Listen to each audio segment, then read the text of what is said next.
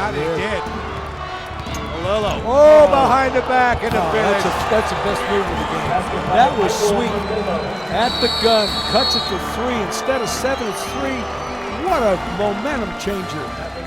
Welcome back, everybody, to ISPN.TV. After a week hiatus, we're back with more basketball action as we preview the Final Fours in both Class 4A and 5A. Along with Marty Cesario, I'm Brian Roth. Man, we're excited about the upcoming week here. We're going to be up at the Coors Event Center there in Boulder covering all the action. We'll have both the 5A boys semifinals coming up on Thursday night. Then we'll have both the 4A and 5A girls state championship games on Friday. Same thing again on Saturday night, but this time with the boys. First time CET's going to be covering it, and we're stoked about it. All right, Marty. Well, let's start breaking down what we're going to be seeing up at the Coors Event Center here this week. Let's start with 5A boys, and it's Regis, the only #1 seed that'll move on. Meanwhile, you have an eclectic group in the other 4 quadrants to come out of their regions. And you know what was impressive about Regis, you talk about a squad won 24 games they've won in a row, you know, beating in-state squads 43 times in a row now. They have beat teams from Colorado. That's just impressive in terms of, you know, what a legendary squad this is. What I liked was Arapahoe handled Bud Thomas, but then they showed they had more firepower than that. You know, Tazinski, Michael Clark had a career high, and here they are moving on. They're going to take on a Doherty squad that shocked, to me, in my opinion, shocked a #1 Rampart team. Yeah, I talked to a couple people that were down at the Coliseum that night. We were there doing some of the earlier games, and a lot of people left at the end of that first half of that Rampart and Doherty game. Doherty down by as many as 18, yet they come back and they get the victory to move on. Great job by Dan McKiernan and that squad, Tyler Velasquez.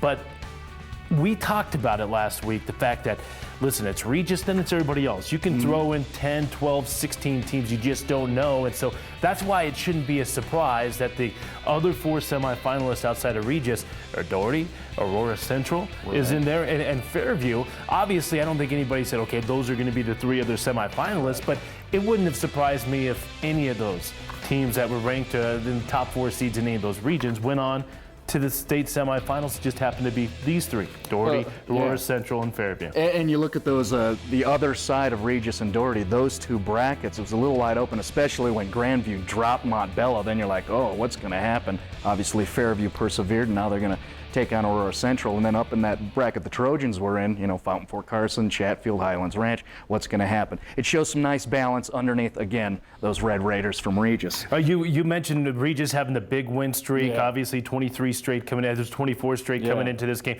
Big win streak on the hands of Aurora Central. I believe they have won, I think it was a 12 straight.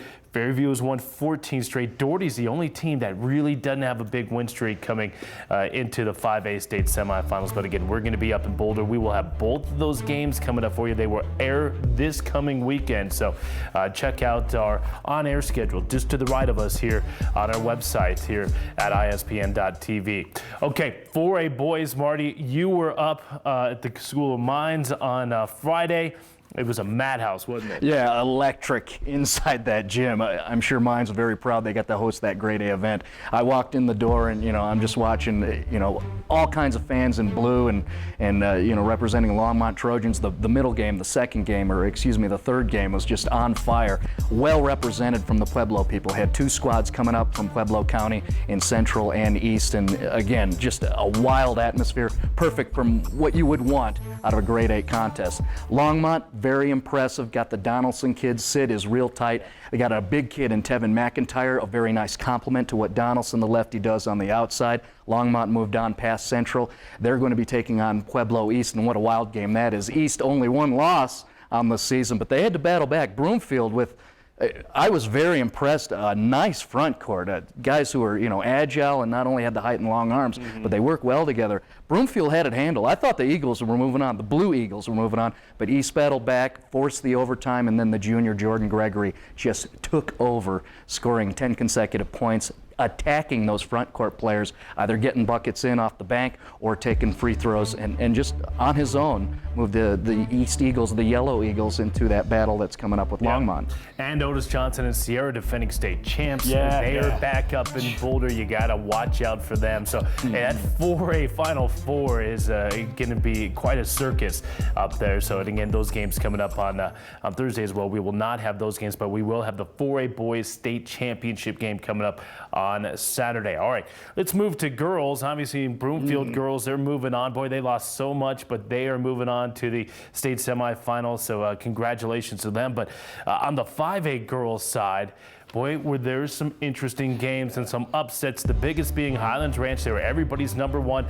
Nobody had beaten the Falcons and Karen Drocky's team from inside the state lines of Colorado this year until Shea Kelly and Denver East did it here this past weekend. Yeah, it was amazing. And, you know, like you said, shocking. That's true. You and I both looking at each other like, did you see that score? And, you know, the Angels, great club. We watched them take on Montbello at the Thunderdome, you know, and we know about Shea Kelly. They're awesome. Got great point guard play, and certainly we like the coaching there. But to beat Highlands Ranch, you know, it was just something you did not expect, and certainly they got it done. Like a couple of you guys had mentioned on our blog on ISPN.tv. Just takes one bad game, right? Held Highlands Ranch to 27%. Now the East Angels moving on to their first Final Four in history, which is very, very cool. Yeah, very exciting for them, and they're going to get a matchup with Heritage. And those two teams already met up once this year, back in January 14th, and it was Denver East beating Heritage 67-63. Now, we had Heritage on the airwaves earlier this year.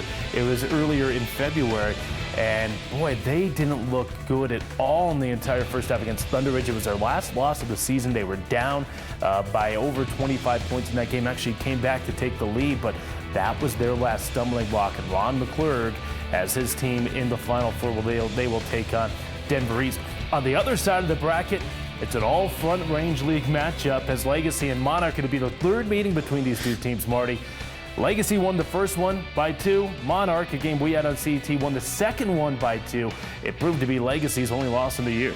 Yeah, and now we get that rematch, right? And that's all anybody's going to be talking about. Those are the 2-1 seeds, and it's just going to be hot to watch it. You know, Jamie Carey coaching her Legacy squad, that sophomore Haley Edwards. Love how she stepped up, you know, took shots to her face and her chin and still dropped 22, and she'll be taking on those girls from Monarch, you know, the Alexes, you know, Alexis Johnson and Evans, and they're just a solid squad. It'd be very, very fun to watch those two teams play. All right, CET will be up in Boulder all week long, covering all of the action. It starts on Thursday night with the boys 5A semifinals, and it rolls along into the 4A and 5A boys and girls state championships coming up on Friday and on Saturday. Again, check our on-air schedule for when those games will air. They should be excellent contests. Along with Marty Cesario, I'm Brian Roth. As always, thank you so much for all season long tuning in to us right here on ISPN.TV.